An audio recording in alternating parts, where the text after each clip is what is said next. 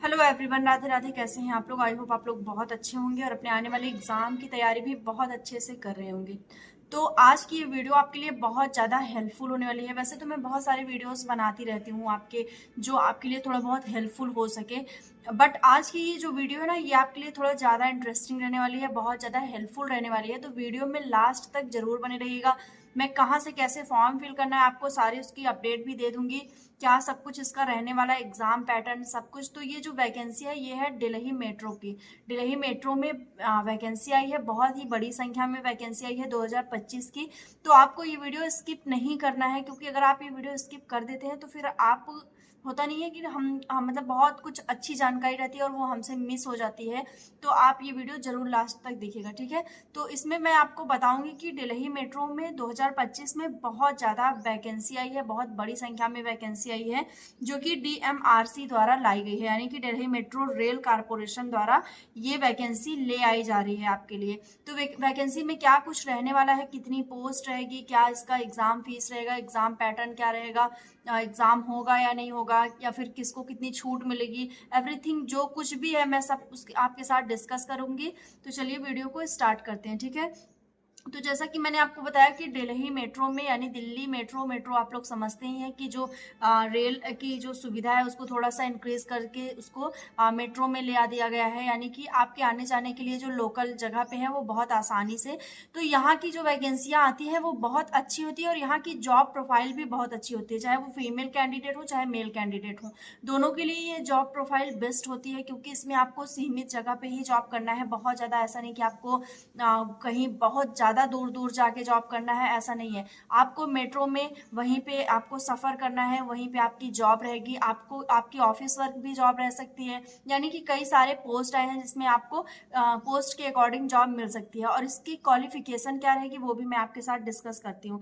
तो सबसे पहले मैं इसमें पोस्ट बता दूं कि कितनी पोस्ट इसमें आई है और कौन कौन सी पोस्ट आई है, ठीक है। क्योंकि फीमेल कैंडिडेट में क्या होता है कि जैसे ये भर्ती उनके पास पहुंची, उनके पास इसका नोटिफिकेशन आया, तो उनको लगेगा कि मेट्रो में अरे मुझे तो ट्रैवल करने पड़ेगा, भीड़ में रहने पड़ेगा, क्राउड में मुझे ट्रैवल करना पड़ेगा, लोगों के साथ उनकी परेशानियां सुननी पड़ेगी, या फिर जो गाइडलाइन रहेगी उनको देना पड़ेगा। तो देखिए कई सारी पोस्ट आई है, तो पोस्ट के अकॉर्डिंग आपके लिए सुविधाजनक चीजें भी हो सकती है। जैसे कि सबसे पहले पोस्ट इसमें जो है मैनेजर की पोस्ट में आपको पता ही है कि मैनेजर में आपको बैठ के आपको सारी चीजें देखना पड़ेगा, कि आपको मैनेज करना पड़ेगा, मतलब मैनेजमेंट का जितना काम रहेगा, चाहे वो कंप्यूटर वर्क हो चाहे वो पेपर वर्क हो, और मतलब जितनी सारी चीजें आपको वो मैनेज करना पड़ेगा।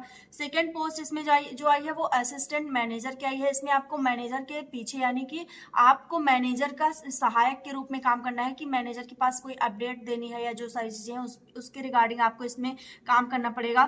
थर्ड इसमें जो है वो ऑफिसर की पोस्ट आई है, यानी कि आपको मेट्रो में जितने भी आपके नीचे वर्कर रहेंगे उनके उनके ऊपर आपको काम करना पड़ेगा। ये ऑफिस वर्क भी हो सकता है, इसमें आपको मेट्रो में घूम टहल के भी, मतलब वहाँ पे चलते हुए रनिंग जॉब भी हो सकती है, या फिर ये ऑफिस वर्क भी हो सकती है, ठीक है। इसमें दोनों शामिल है।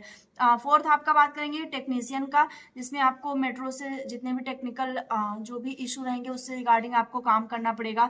फिर सेक्शन इंजीनियर का रहेगा, प्रोजेक्ट डायरेक्टर का रहेगा, ऑपरेटर का रहेगा, ड्राइवर का भी रहेगा, सुपरवाइजर का रहेगा, एमटीएस का रहेगा और असिस्टेंट का रहेगा, ठीक है। तो ये सारी वैकेंसी, यानी कि इसमें आप देखेंगे तो आपको थोड़ा देख रेख के लिए एमटीएस के थ्रू भी आपको उसमें सिलेक्ट किया जाएगा, कि आपको वहाँ पे जॉब इस तरह से करनी है, ठीक है। फिर जो टोटल पोस्ट है वो अगर टोटल पोस्ट की बात करें तो वो पोस्ट मल्टीपल है, यानी कि आपको अपने जो भी पोस्ट के लिए आप फॉर्म अप्लाई करते हैं उसके रिगार्डिंग आपको वहाँ पे उस संख्या में पोस्ट देखने को मिलेगी, ठीक। फिर इसका जो अप्लाई मोड रहेगा वो रहेगा ऑनलाइन, और इसको कौन अप्लाई कर सकता है, मेन चीज जो आती है ना कि ये क्या केवल मेल के लिए है या फीमेल के लिए है। तो मैं आपको बता दूं कि चाहे आप मेल हैं चाहे फीमेल हैं, दोनों अगर मेरी ये वीडियो देख रहे हैं तो दोनों के लिए बहुत ज्यादा हेल्पफुल है। अगर आप मेल कैंडिडेट हैं तो भी आप अप्लाई कर सकते हैं, और फीमेल कैंडिडेट है तो भी आप अप्लाई कर सकते हैं, ठीक है। अब इसमें अगर सैलरी की बात कर लेते हैं, क्योंकि कोई भी जॉब में हमारा सबसे जो बेस्ट पॉइंट रहता है वो रहता है कि हमारी सैलरी क्या रहेगी। सबसे जो मतलब डिमांडिंग पॉइंट रहती है कि हमारी सैलरी क्या रहेगी, क्योंकि जॉब देखिए थोड़ा बहुत अगर इधर उधर भी रहती है तो हम चलो मैनेज करते हैं, बट अगर सैलरी इधर उधर हो जाए ना तो हम मैनेज नहीं कर पाते, क्योंकि मेन हमारा जो कह सकते हैं ना कि होता है कि हमको फाइनेंशियल थोड़ा ठीक ठाक हम स्टेबल रहें।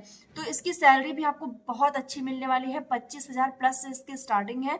और 65,000 अगर आप मैनेजर पे या असिस्टेंट मैनेजर पे जाके रुकते हैं तो आपका 65,000 वहाँ की सैलरी है, ठीक है। अगर आप छोटे पे हैं, ऑपरेटर हैं या फिर MTS के थ्रू हैं, तो आपको 25,000 इसमें सैलरी मिलने वाली है, ठीक है। अब एज लिमिट की बात करते हैं तो वही एज लिमिट है जैसा कि सारी वैकेंसियों में रहता है कि अगर आप 18 प्लस हैं तो आप फिर इसमें अप्लाई कर सकते हैं, और मैक्सिमम आप एज आपकी 45 ईयर्स, ठीक। यानी कि अगर आप 45 साल हैं, लेकिन फिर वही चीज आती है कि अगर आप OBC हैं तो आपको 3 साल की छूट मिलेगी, यानी अगर आपकी एज 48 साल हो गई है, 48 ईयर्स, तो आप अप्लाई कर सकते हैं, ठीक। आपका कोई ये नहीं है कि आप नहीं अप्लाई कर सकते, आप तब भी अप्लाई कर सकते हैं। और अगर आप SC ST हैं और अगर आपकी एज 50 साल तक के मैक्सिमम 50 साल है तो भी आप अप्लाई कर सकते हैं, ठीक है। मिनिमम आपकी एज 18 साल होनी चाहिए और मैक्सिमम कैटेगरी वाइज बढ़ जाती है, बाकी तो 45 ईयर मतलब 45 साल आपकी एज रहेगी, ठीक है। अब थर्ड इसके बाद हम बात करेंगे फीस के रिगार्डिंग। फीस हमारी बहुत बड़ी प्रॉब्लम होती है ना कि कोई वैकेंसी में चलो हम 1,000-1,200 फीस दे देते हैं, और अगर फिर वो वैकेंसी में हमारा सिलेक्शन नहीं होता या फिर हमको नहीं उसमें होता तो हमें लगता है कि हमारा पैसा वेस्ट हुआ। बट इस वैकेंसी में आपका फीस जीरो है, आपको कोई पैसे नहीं देने, एक भी रुपए आपको नहीं देने हैं, शून्य आपका है। चाहे वो किसी भी कैटेगरी के हो, फीमेल हो, मेल हो, जनरल, OBC, SC ST, किसी को भी कोई भी फीस इसमें नहीं देनी है, ठीक है।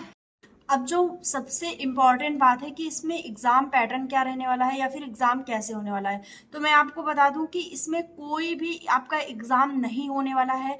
ये आपकी सीधी भर्ती है, डायरेक्ट आपको उसमें सिलेक्शन दिया जाएगा। बस आपका होगा स्किल टेस्ट, यानी कि टेक्निकल पोस्ट जितनी भी हैं उसके लिए आपका स्किल टेस्ट और आपका एक्सपीरियंस देखा जाएगा कि आपने कितने साल का एक्सपीरियंस आपने रखा है, आपके पास कहीं आपने वर्क किया है कि नहीं, आपका ये पहली बार तो नहीं है, मतलब आपका एक टेस्ट वही लिया जाएगा, ठीक है। उसके बाद आपका एक इंटरव्यू होगा और फिर आपको उसमें सिलेक्शन दे दिया जाएगा, ठीक। तो ये सारी चीजें आपको समझ में आ गई होंगी। अब बात कर लेते हैं कि एजुकेशन क्वालिफिकेशन क्या होनी चाहिए, ठीक है, कि आपकी एलिजिबिलिटी क्या होनी चाहिए। तो अगर आपने 10th 12th या फिर कोई भी डिग्री लिया है तब आप ये फॉर्म अप्लाई कर सकते हैं। अगर आपने हाई स्कूल किया है, आपने इंटरमीडिएट पास किए हुए हैं, या आपके पास कोई IIT या फिर कोई भी डिप्लोमा है तो आप इसमें अप्लाई कर सकते हैं, ठीक है। अब बात कर लेते हैं कि इम्पॉर्टेंट डॉक्यूमेंट्स क्या है, कि आपके पास कौन कौन से डॉक्यूमेंट्स होने चाहिए। तो आपके पास पासपोर्ट साइज फोटोग्राफ होनी चाहिए, सिग्नेचर होना चाहिए, आधार कार्ड और एजुकेशन सर्टिफिकेट, यानी आपने 10th 12th की मार्कशीट और आपका डिप्लोमा की मार्कशीट होनी चाहिए।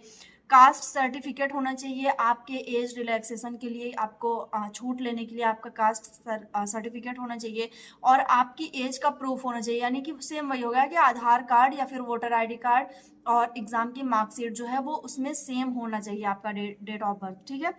तो ये चीज आपको समझ में आ गई होगी। अब बात करते हैं कि ये फॉर्म अप्लाई कहाँ से होने वाला है, ठीक है। तो आई होप आपको सारी चीजें समझ में आ गई होंगी। इसकी लिंक आप लोग पूछते हैं कि आप इसकी दीदी कहाँ से फॉर्म स्टार्ट होगा फिल होना, तो मैं आपको बता दूं कि मैं इसकी लिंक डिस्क्रिप्शन बॉक्स में पिन कर दूंगी या फिर मैं कमेंट बॉक्स में पिन कर दूंगी, तो आप लोग देख लीजिएगा और चेक कर लीजिएगा कि आप इसका फॉर्म भर सकते हैं या नहीं, ठीक है। तो आई होप आपको सारी चीजें समझ में आ गई होंगी। तो मिलते हैं नेक्स्ट वीडियो में, तब तक के लिए बाय, टेक केयर।